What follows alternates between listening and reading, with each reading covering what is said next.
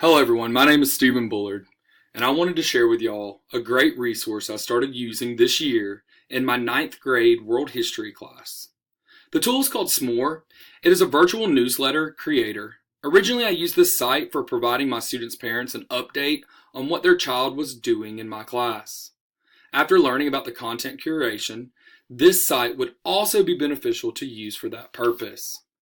The cost of use is $79 for a year for educators, as you can see here.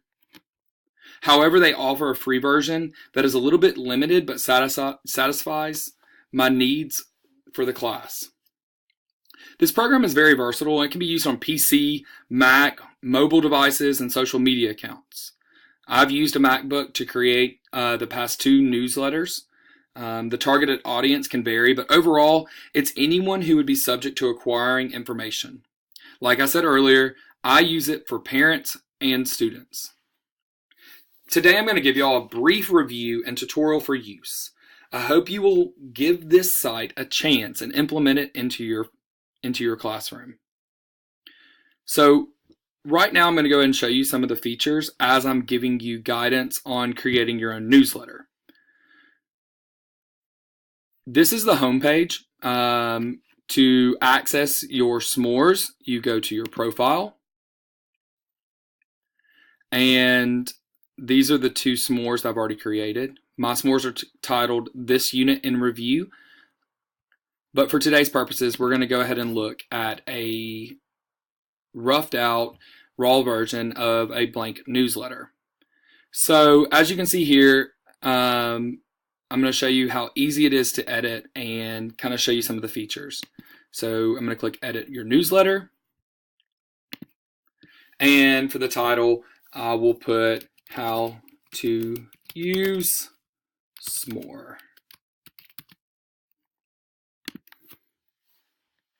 So basically on this newsletter, some of the features include you can change the style of the entire thing. So I've used handwritten. You can go to minimal, modern. You can flip up your background, choose some different images here. You can make the color palette anything you really want. As far as the fonts go, they're very basic and simple to read, and I like that about it. I think it's very aesthetically appealing. And I think also the palettes don't distract from the content that you're going to be adding. So once we get in here, I want to go and show you what you can do as far as implementing text and different things into your s'more. So as you can see here, we have different inserts. This is a text box. I know it has a picture on it. In the little arrows to the side, you can switch them out, and there's three different options for a picture plus text. You can add your title and whatever text you would like to add. Now, for my newsletter, because it's all about letting parents know what's happening in their child's class, I like the albums. This is where you can put pictures of whatever's happening in your class. It's in 3 pictures per album, but there's different layouts. If you don't want any text to describe the images, you can do that also. If you're wanting to add something else to a particular section, you click the plus sign, and it gives you all the features of what you can do inside your s'more. So, like we've already seen, you can do text, title, pictures, and a gallery. I haven't used the event feature yet, but I'm really excited to do that. It has an RSVP feature, but you can only use that if you have the paid membership. What I would really like to do is implement this into my class for study groups and different parent events, maybe like parent conferences or open houses, etc. You can also embed links, forms like Google Forms, and YouTube videos. I'll show you what those kind of look like once we get further along. The button feature, I have used that to pull people out of the s'more into secondary sites. This is where I think content curation would be vital. It's almost like you just make a website with a bunch of links. they can click out and go and view different things, and you'll have the option to let them open it in a new window or stay on the same screen. If I were using this for content curation, I would have it open link in a new window. That way the students would be able to go to the site without losing their Smore newsletter homepage. Another feature that is available with Smore that is probably my favorite feature is the analytics section.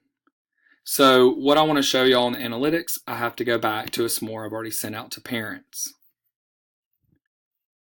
So we'll go ahead and click this unit and review, my classical civilizations one.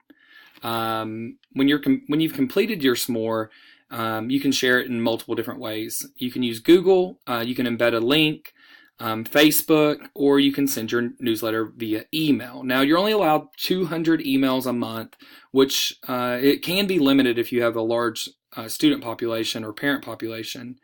I'm on the block model, so I have about 100 emails I have to send to every time I send out a newsletter, which I send them out about twice a month. So the 200 limit doesn't really affect me.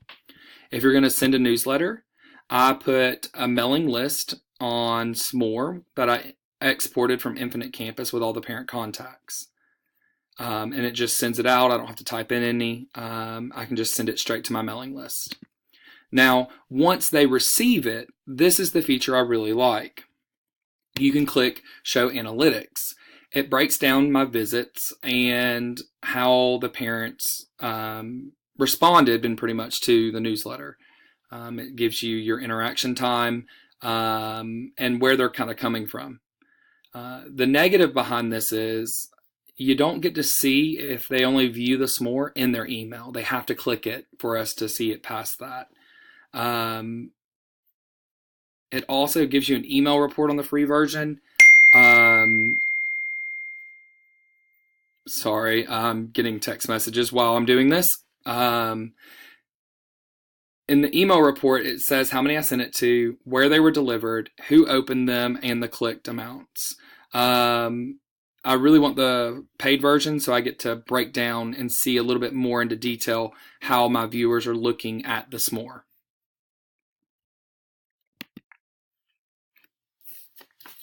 Usability. This site's very user-friendly and easy for people not well-versed in technology. Recipients can use or view the Smore's letters with little to no training or guidance. Like I said earlier, I send it out through email. Most parents check their email on their phone, or I guess most people check their email on their phone. So what I did was I went to my cell phone and I recorded what that would look like if it came to you as an email. So I'll go ahead and hit play on this and talk through it. It is a little fast, so hopefully you don't get dizzy. All right, so I went to my Gmail account, pulled up the Smore, and this is what it looks like. You can click it, and it'll pull you straight to the website. It looks a little different on the website. Parents can see pictures of their kids. I loved in this class how the integration of YouTube music videos was used, so I kind of did that for my students to highlight their performance on the last exam. I have rock stars now of every unit, and that's if you score the highest on a unit exam. So I've kind of paired it with different rock star videos. We are the champions, if you get it. Earlier I told you I've put different things. There's our student teacher. Activities we're doing in class. I take pictures periodically throughout the unit, include student samples or highlights. Right about here, you're going to see we're a PBIS school, which is we call it Cache. I provide a link to the Cache website, kind of show you what that looks like on the mobile app. It pulls it straight up, and then the parents can just swipe right back to their newsletter. Now, if parents wanted to highlight their student further than this, they can actually share the newsletter themselves with the Facebook or Twitter link at the top of the page. It's super easy to use. They just click the Facebook logo and they can share it on their social media account. Smore also provides feedback to the dominant user, so whoever creates the Smore. And when they do this, I'm so sorry about my text messages. They go on there, it tells them how many visitors they've had, and that's great for your analytics. It tells you it's time to go check your responses and see how long they actually spent on your Smore account. So overall, I think the usability is really, really easy. I'll also like that parents can respond directly to the email, and it comes to your personal email that was used to set up the account or school email. So this is a parent. This is the best. Thank you, thank you. Highlighting children or people is one of my favorite things in everyday life. So it's just kind of nice to see the response, not only from my students, but from their parents, administrators, and colleagues. So overall, my use of Smore has been very positive. Now, in the question of value, obviously free is great, but and it's working. It's working for the purpose that I need it for. However, the limitations. It would be nice if I could get the $79 value, because I think it would be worth the investment. I really do. And right now, I'm requesting my school to pay for my membership to Smore, just so I could get a breakdown on who I'm reaching and how I'm reaching them. Well, thank y'all so much. Hopefully, y'all will be able to check out Smore. I know that this was very brief, but I really think this site is beneficial for an educator or anybody that wants to reach out, maybe like Cub Scouts, sports, if you're a football coach and you wanted to highlight your practice schedule. There's a lot of different newsletters you could use. Past that, I really think your creativity could extend this past just a newsletter. So some alternatives I think would be beneficial would be content curation, student projects, maybe even content delivery. However you incorporate it, Smore provides lots of options that can give you a lot of different products that I think will benefit our students. All right, thank y'all so much. If you have any other questions, you're more than welcome. Just shoot me an email.